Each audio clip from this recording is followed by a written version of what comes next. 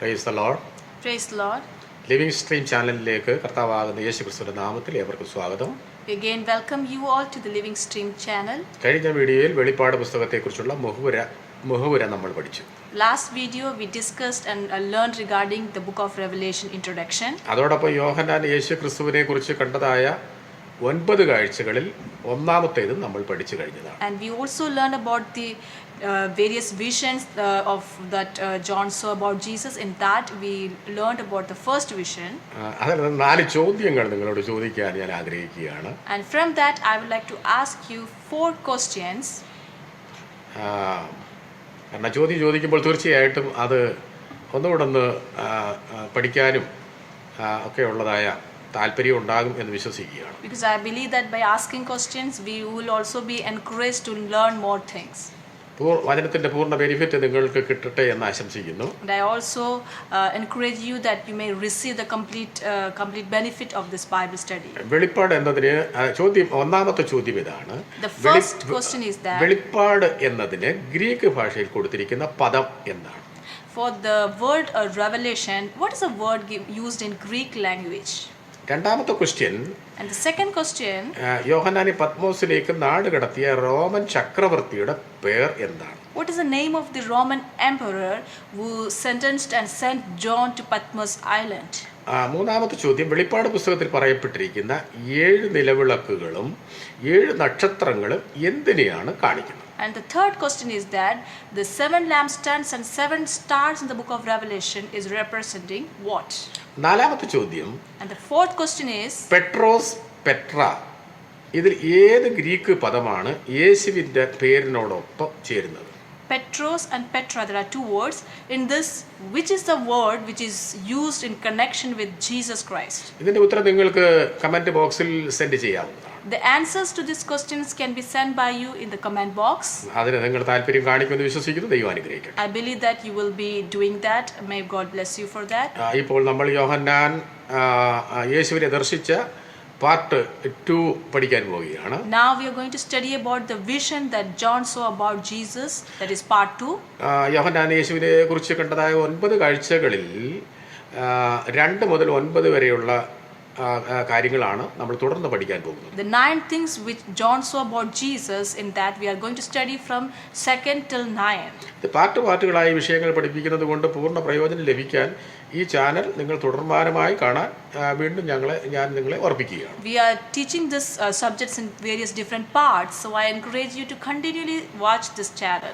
രണ്ടാമതായി യോഹന്നാൻ കണ്ടത്, the second thing John saw was നിലയങ്കി ധരിച്ച് മാറത്ത് പൊൻകച്ച കെട്ടിയവനായി മനുഷ്യപുത്രനോട് സദൃശനായ യേശുവിനെയാണ്. He saw one like a son of man, clothed with a long robe and with a golden sash around his chest. ധരിക്കുന്നത് സാധാരണയായി പുരോഹിതന്മാരും ന്യായാധിപന്മാരുമാണ്. The long robe usually wore by high priests as well as judges.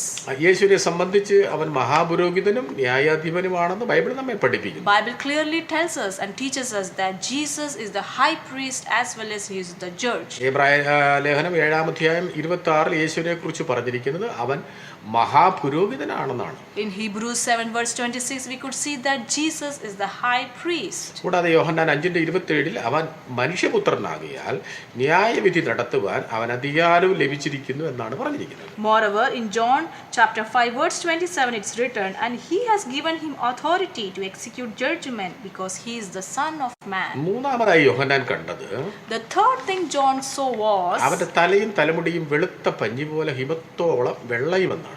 the hairs of his head were white like white wool like snow.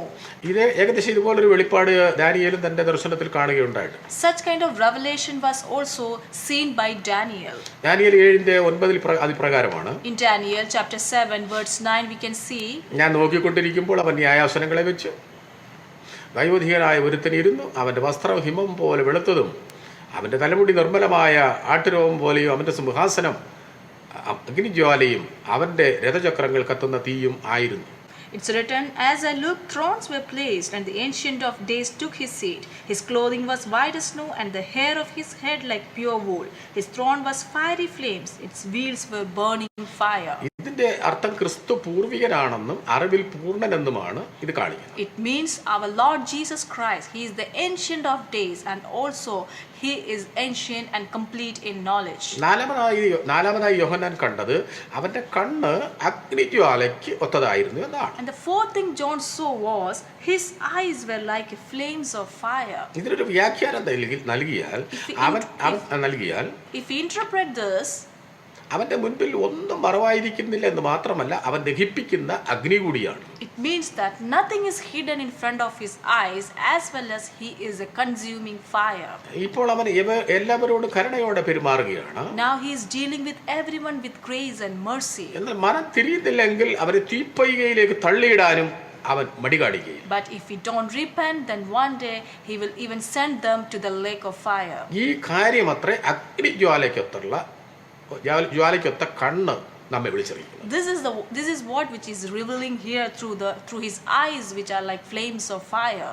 അഞ്ചാമതായി അവൻ കണ്ടത് അവന്റെ കാൽ ഉലയിൽ ചുട്ടുപഴിപ്പിച്ച വെള്ളോട്ടിന് സദൃശനെന്നാണ്. Fifth thing he saw was his feet were like burnished bronze refined in a furnace. ഇതിന്റെ അർത്ഥം അവന്റെ ശത്രുക്കൾ എത്ര പ്രബലപ്പെട്ടവരായാലും അവന്റെ കാൽ കീഴിൽ അമർന്നു പോക തന്നെ ചെയ്യും. It means his enemies, no matter how much strong they are, but they will be destroyed under his feet. തന്നെയുമല്ല, ഒരു സാത്താന്യ ശക്തിക്കും അവന്റെ മുൻപിൽ നിൽക്കാൻ കഴിയുന്നതല്ല. Moreover, no satanic powers are able to stand in front of our Lord and Savior Jesus Christ. ആറാമതായി യോഹന്നാൻ അവന്റെ ശബ്ദത്തെക്കുറിച്ച് കേൾക്കുകയുണ്ടായി. And the sixth thing, John heard about his voice. അത് പെരുവെള്ളത്തിന്റെ ഇരച്ചിൽ പോലെയായിരുന്നു. And his voice was like the roar of many waters. അതിന്റെ അർത്ഥം അവന്റെ ശബ്ദം മൃദുവായി എല്ലായ്പ്പോഴും ആയിരിക്കണമെന്നില്ല. It means that his voice will not always remain sweet. അത് ഗാംഭീര്യമുള്ളത് കൂടിയാണ്. But it will roar. അവന്റെ ശബ്ദം ശക്തിയോടെ മുഴങ്ങുന്നതാണ്. His voice will roar. ഭൂമിയെ നടുക്കുവാനും പാറകളെ പിളർക്കുവാനും അവന്റെ ശബ്ദത്തിന് ശക്തിയുണ്ട്. His voice is able to shake the earth as well as break the rocks. കാറ്റിനെയും കടലിനെയും അടക്കി നിർത്താൻ അവന്റെ ശബ്ദത്തിന് ശക്തിയുണ്ട്. His voice is able to stop the storm and sea waves. അവന്റെ ശബ്ദമാണ് ഈ അഖിലാണ്ടത്തെ മുഴുവനും നിർമ്മിച്ചത്. His voice only created the entire universe. Yohannan 1:3 In John chapter 1 verse 3, ഇങ്ങനെ കാണുന്ന സകലവും അവൻ മുഖാന്തരം ഉളവായതൊന്നും അവനെ കൂടാതെ ഉളവായതല്ല എന്നാണ് ബൈബിൾ നമ്മെ പഠിപ്പിക്കുന്നത്. it's written, all things were made through him, and without him was not anything made that was made. അവന്റെ വചനത്തിന് സൃഷ്ടിക്കാനും അവയെ നിലനിർത്താനും നിയന്ത്രിക്കാനും ശക്തിയുണ്ട്. His voice is able to do creation as well as to maintain and control his creation. ഏഴാമതായി യോഹന്നാൻ കണ്ടത് അവന്റെ വലം കൈയിൽ 7 നക്ഷത്രങ്ങൾ പിടിച്ചിരിക്കുന്നതായിട്ടാണ്. And seventh thing John saw was in his right hand he held 7 stars. ഈ 7 നക്ഷത്രങ്ങൾ 7 സഭകളുടെ ദൂതന്മാരാണ്. These 7 stars are the angels of 7 churches. ദൂതന്മാർ എന്നതിന്റെ അക്ഷരാർത്ഥം ദൂത് വഹിക്കുന്നവർ എന്നാണ്. The meaning of angels means they are the messengers. ദൈവത്തിന്റെ ദൂതന്മാർ ദൈവിക ദൂതവാഹികൾ കൂടെയാണ്. The heavenly angels, they are the messengers of God. അതുപോലെ സഭയിലെ ശുശ്രൂഷകന്മാരെ ദൂതന്മാർ എന്ന് ക്രിസ്തു പറഞ്ഞിരിക്കുന്നു. As well as the ministers are called here by Jesus as angels. കാരണം സഭയ്ക്കുള്ള ദൈവീയ ആലോചനകൾ അവർ മുഖേനയാണ് നൽകുന്നത്. Because the message to the church is given through these ministers. അതിനാലാണ് അവരെ ദൂതന്മാർ എന്ന് പറഞ്ഞിരിക്കുന്നത്. And that's why they are called here as angels. പ്രിയമുള്ളവരെ, നിങ്ങളുടെ സഭയിൽ ശുശ്രൂഷിക്കുന്ന കർത്തൃദാസന്മാർ, Beloved, the minister who are ministering you in your church, ദൈവത്തിന്റെ ദൂതവാഹികളാണെന്ന് നിങ്ങൾ വാസ്തവമായി കണക്കാക്കുന്നുണ്ടോ? are you accepting them as the angels of God? ആ മാന്യത നിങ്ങൾ കൂടി വരുന്ന സഭയുടെ പാസ്റ്ററിന് നിങ്ങൾ കൊടുക്കുന്നുണ്ടോ? Are you giving such a respect and dignity towards that minister or pastor who is there ministering you in your church? ഒരു ആത്മപരിശോധന ചെയ്യാൻ എത്ര പേർ തയ്യാറാണ്? How many of you are ready to examine ourselves? ഈ നക്ഷത്രങ്ങൾ അവിടെ പറഞ്ഞിരിക്കുന്നത് അവന്റെ വലം കൈയിൽ പിടിച്ചിരിക്കുന്നു എന്നുള്ളതാണ്. It's written over here that he held the 7 stars in his right hand. ഇത് അർത്ഥമാക്കുന്നത് കർത്താവിന്റെ ദാസന്മാരുടെ സുരക്ഷിതത്വം അവന്റെ കൈകളിലാണ്. It means the security of his ministers are secure in his hands. എട്ടാമതായി യോഹന്നാൻ കണ്ടത്, Eighth thing John saw was അവന്റെ വായിൽ നിന്ന് മൂർച്ചയേറിയ ഇരുവായ്ത്തലയുള്ള വാൾ പുറപ്പെടുന്നു എന്നാണ്. from his mouth came a sharp two-edged sword. ഇത് തന്റെ വായിൽ നിന്ന് പുറപ്പെടുന്ന വചനത്തെയാണ് കാണിക്കുന്നത്. And it represents the word of God that proceeds from the mouth of God. ദൈവവചനം വായ്ത്തലയുള്ള വാളിന് തുല്യമെന്ന് എബ്രായ ലേഖനം 4:12 പറഞ്ഞിട്ടുണ്ട്. In Hebrews 4:12 we could see that our Lord's word of God is a two-edged sword. പഴയ കാലത്ത് റോമൻ ശിക്ഷ നടപ്പിലാക്കുന്നത് ഇരുവായ്ത്തലയുള്ള വാളാലായിരുന്നു. In olden times the Roman government used to carry out punishment by using two-edged sword. യേശുവിന്റെ വചനമാകുന്ന വാൾ കൊണ്ട് പാപിക്ക് രണ്ടാം മരണമെന്ന ശിക്ഷ നൽകാനും കഴിയുന്നതാണ്. Through the two-edged sword, that is the word of God, through that Jesus is able to give the punishment of second death to the sinners. കൂടാതെ വചനം പ്രസംഗിക്കുന്നവർക്കും അത് കേൾക്കുന്നവർക്കും തുല്യ അളവിൽ അത് ക്രിയ ചെയ്യുന്നതുമാണ്. അതിന് ശക്തിയുണ്ട്. Moreover, it has the power to work effectively in both those who are teaching the word of God as well as those who are listening the word of God. ഒൻപതാമത് ഒടുവിലായി യോഹന്നാൻ കണ്ടത്, അവന്റെ മുഖം സൂര്യൻ ശക്തിയോടെ പ്രകാശിക്കുന്നത് പോലെ ആയിരുന്നു എന്നാണ്. And the ninth and the last thing that John saw here was his face was like the sun shining in full strength. ഇതുപോലൊരു കാഴ്ചയാണ് മറുരൂപ മലയിൽ ശിഷ്യന്മാർ യേശുവിൽ കണ്ടത്. This kind of vision was seen by Jesus' disciples in Transfiguration Mountain. അവൻ അടുത്തുകൂടാത്ത വെളിച്ചത്തിൽ വസിക്കുന്ന ദൈവവും രാജാതി രാജാവും കർത്താതി കർത്താവും മാത്രമേ. Our Lord lives in unapproachable light and he is the King of kings and Lord of lords. ഇവിടെ നാം വായിക്കുന്നവനെ കണ്ടിട്ട് യോഹന്നാൻ മരിച്ചവനെ പോലെ അവന്റെ കാൽക്കൽ വീണു. We can read over here that when John saw him, he fell at his feet as though dead. അവന്റെ വലങ്കൈ തന്റെ മേൽ വെച്ച് ഭയപ്പെടേണ്ട, ഞാൻ ആദ്യനും അന്ത്യനും ജീവനുള്ളവരുമാകുന്നു എന്ന് യേശു പറഞ്ഞു. But he laid his right hand on him, saying, Fear not, I am the first and the last and the living one. യോഹന്നാനെ കുറിച്ച് നാം നോക്കുമ്പോൾ 3 വർഷക്കാലം യേശുവിനോടൊപ്പം നടന്ന ആളാണ്. When we see the life of John used to walk with Jesus for about 3 years. അന്തിമ അത്താഴത്തിൽ യേശുവിന്റെ നെഞ്ചോട് ചേർന്നിരുന്നവനും അത്രേ. In the Last Supper, John leaned towards the chest of Jesus. ഇവിടെ ആ യോഹന്നാൻ പോലും യേശുവിന്റെ കാഴ്ച കണ്ട് ഭയപ്പെട്ടു പോയി. But the same John was frightened by seeing the vision of Jesus അവൻ Christ. ഭയപ്പെടാൻ തക്ക യോഗ്യതയുള്ളവൻ കൂടിയാണ്. Which means our Lord is a fearful God. ഇവിടെ നമ്മൾ കാണുന്നത് എന്നാൽ ഭയപ്പെടേണ്ട എന്നുള്ള ഇമ്പ ശബ്ദമാണ് യേശു അവരോട് സംസാരിച്ചത്. But here we can see Jesus said, Fear not. വേദപുസ്തകത്തില് 365 പ്രാവശ്യം ഭയപ്പെടേണ്ട എന്നുള്ള ശബ്ദം നമുക്ക് കാണാൻ കഴിയും. In Bible we can see 365 times the word fear not. ഒരു വർഷത്തിന്റെ 365 ദിവസവും ഈ ശബ്ദം എനിക്കും നിങ്ങൾക്കും ആശ്വാസം നൽകാൻ മതിയായതാണ്. And this word is able to encourage and comfort us for the 365 days in a year. നമ്മളുടെ ലോകമെമ്പാടും ഇപ്പോൾ പടർന്നുകൊണ്ടിരിക്കുന്ന COVID-19 എന്ന മഹാവ്യാധിയുടെ മുൻപിലും ഭയപ്പെടേണ്ട എന്ന യേശുവിന്റെ ശബ്ദം നമ്മെ ആശ്വസിപ്പിക്കാൻ മതിയായതാണ്. Beloved, in the midst of this worldwide pandemic pestilence called COVID-19, the word of God which says fear not is able to comfort us.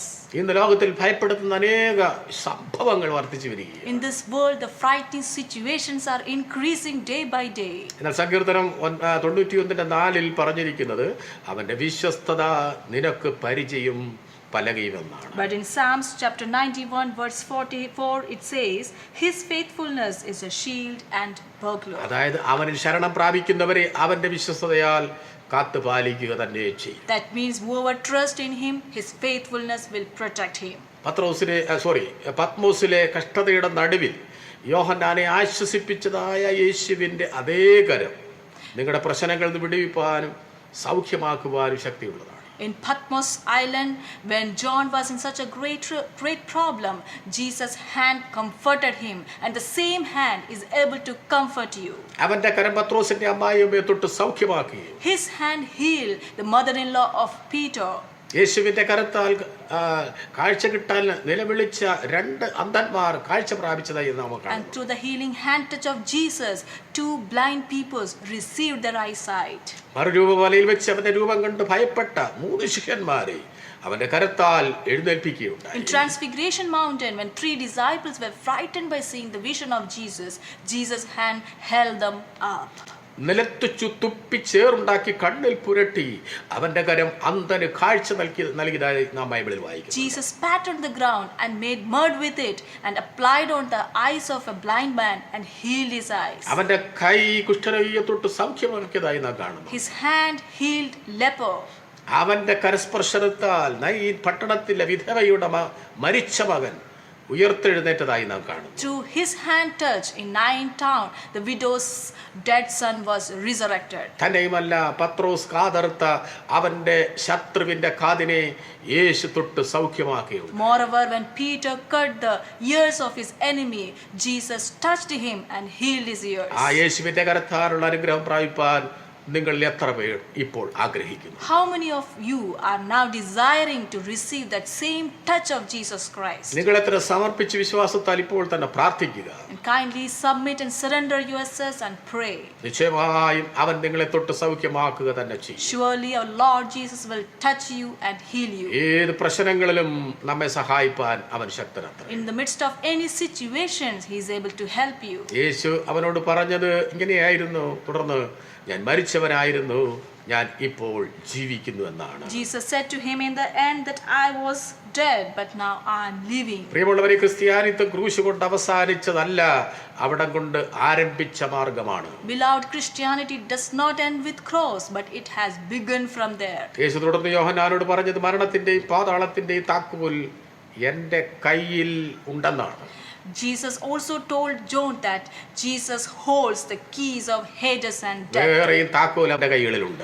Jesus also have other keys. വചനം പറയുന്നു സ്വർഗ്ഗരാജ്യത്തിന്റെ താക്കോൽ അവന്റെ കയ്യിലുണ്ട്. Bible tells us that Jesus has the key of heaven. പരിജ്ഞാനത്തിന്റെ താക്കോൽ അവന്റെ കൈവശമുണ്ട്. He has the key of knowledge. ദാവീദിന്റെ സിംഹാസനത്തിന്റെ താക്കോൽ അവന്റെ കൈവശമുണ്ട്. He has the key of David's throne. അഗാധ കൂപത്തിന്റെ താക്കോൽ അവന്റെ He കൈവശമുണ്ട്. has the key of bottomless pit. ഈ പ്രകാരം 5 താക്കോലെങ്കിലും യേശുവിന്റെ കൈകളിലുണ്ട്. At least this kind of 5 keys are there in the hands of our Lord അതുകൊണ്ട് എന്നെ Jesus. ശ്രദ്ധിക്കുന്ന നിങ്ങളേവർക്കും ക്രിസ്തുവിനെ കുറിച്ചൊരു നല്ല കാഴ്ചപ്പാട് ഈ പഠനം മുഖേന ലഭിക്കട്ടെ എന്ന് ഞാൻ ആത്മാർത്ഥമായി പ്രാർത്ഥിക്കുന്നു. So I pray that whoever listening to me will receive a good vision about our Jesus through this Bible study. തന്നെയുമല്ല അവനിൽ ആശ്രയിച്ച് ആശ്വാസം കണ്ടെത്താൻ ഈ സന്ദേശം ഉതകട്ടെ എന്ന് ആശംസിക്കുന്നു. Moreover, I encourage you to receive blessing and comfort by trusting in Him. ഞാൻ ഈ സന്ദേശം ഇവിടെ ചുരുക്കുകയാണ്. I would like to conclude my message over here. തുടർന്ന് വെളിപ്പാട് പുസ്തകത്തിലെ മറ്റൊരു വിഷയമായി ഞാൻ താമസിയാതെ വരുന്നതാണ്. And soon we'll meet together with another topic from the book of Revelation. അതുകൊണ്ട് ലിവിംഗ് സ്ട്രീം ചാനൽ കാണാൻ മറക്കരുത്. So kindly do not forget to watch this Living Stream channel. ഈ ചാനൽ സബ്സ്ക്രൈബ് ചെയ്യുക, Kindly subscribe it, ലൈക്ക് ചെയ്യുക, like it, മറ്റുള്ളവർക്ക് share ചെയ്യുക. and also share it with others. ദൈവം നമ്മെ അനുഗ്രഹിക്കട്ടെ. May God bless you all.